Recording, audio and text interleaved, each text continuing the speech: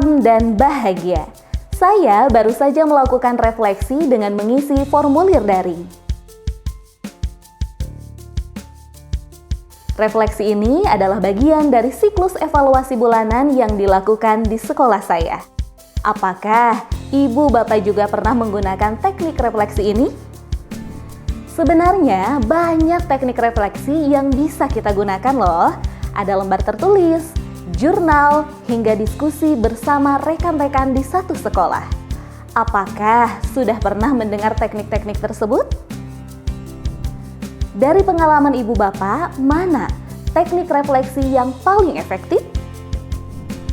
Salah satu strategi menumbuhkan kebiasaan refleksi adalah dengan memahami beragam teknik refleksi yang tersedia dan memilih yang sesuai. Setiap orang memiliki preferensi teknik refleksi yang sesuai dengan modal dan kebutuhan mereka.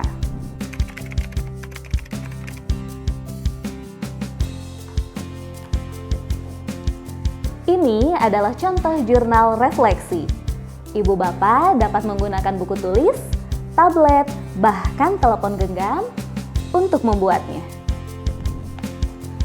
Luangkan waktu 3 hingga 5 menit setiap hari untuk menuliskan refleksi kegiatan belajar mengajar yang dilakukan. Jika merasa bingung tentang apa yang harus dituliskan, gunakan pertanyaan panduan berikut. Apa yang sudah saya lakukan sehingga pembelajaran hari ini berjalan dengan baik? Bagaimana saya dapat meningkatkan pembelajaran saya? Apakah ada hal yang dapat saya lakukan secara berbeda di lain waktu? Jurnal refleksi juga dapat dilakukan secara verbal loh. Gunakan aplikasi perekam suara pada gawai dan simpan untuk didengarkan kembali di lain waktu.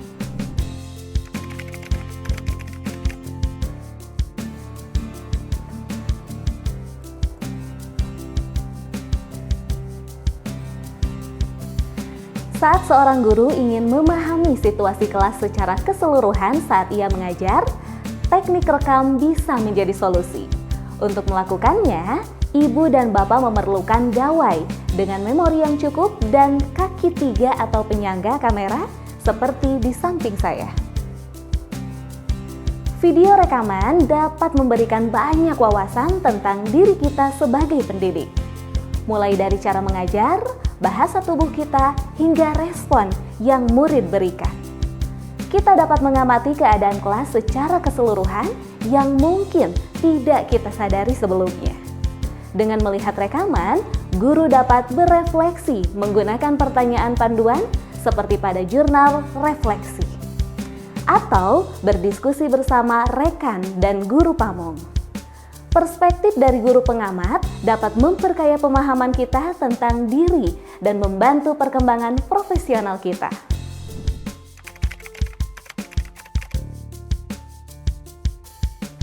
Seperti murid, guru juga dapat menyusun portofolio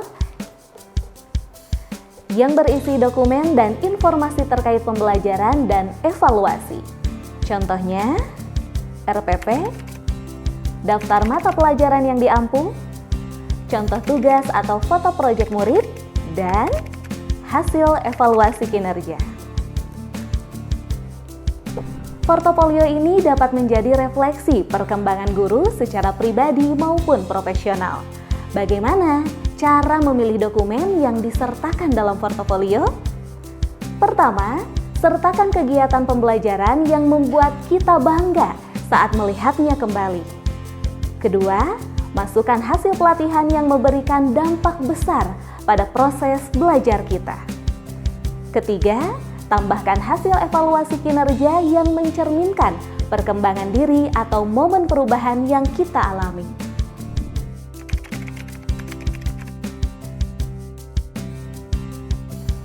Refleksi juga dapat dilakukan bersama dengan rekan guru atau secara kolaboratif.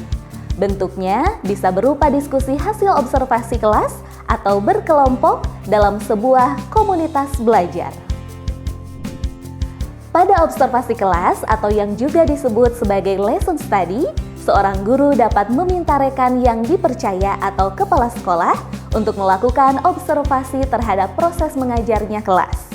Sebelum observasi, disepakati dulu aspek apa yang akan diamati dan durasi observasi. Misalnya, dalam 2 jam pelajaran, aspek yang diamati adalah strategi mengajar dan manajemen kelas. Selama pengamatan, guru pengamat membuat catatan yang akan didiskusikan bersama di akhir kelas. Proses diskusi ini mirip dengan teknik rekam. Refleksi berkelompok juga dapat dilakukan bersama beberapa rekan guru dalam kelompok besar atau kecil. Misalnya, refleksi pada rapat mingguan setelah pelaksanaan kegiatan besar di sekolah atau dalam komunitas belajar. Kunci refleksi kolaboratif adalah memuat pembicaraan yang bermakna.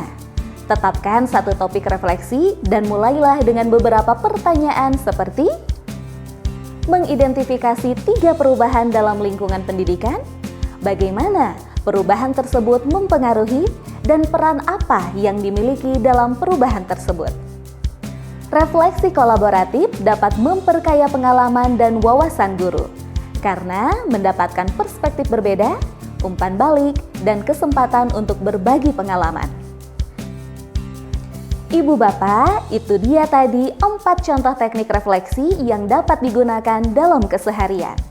Pemilihan teknik tergantung pada tujuan, sarana yang tersedia, dan jumlah guru yang terlibat.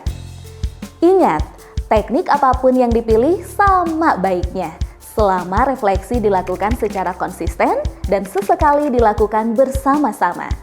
Hindari menetapkan satu teknik yang wajib bagi semua individu, karena bisa membuat refleksi menjadi formalitas belaka atau beban administratif tambahan.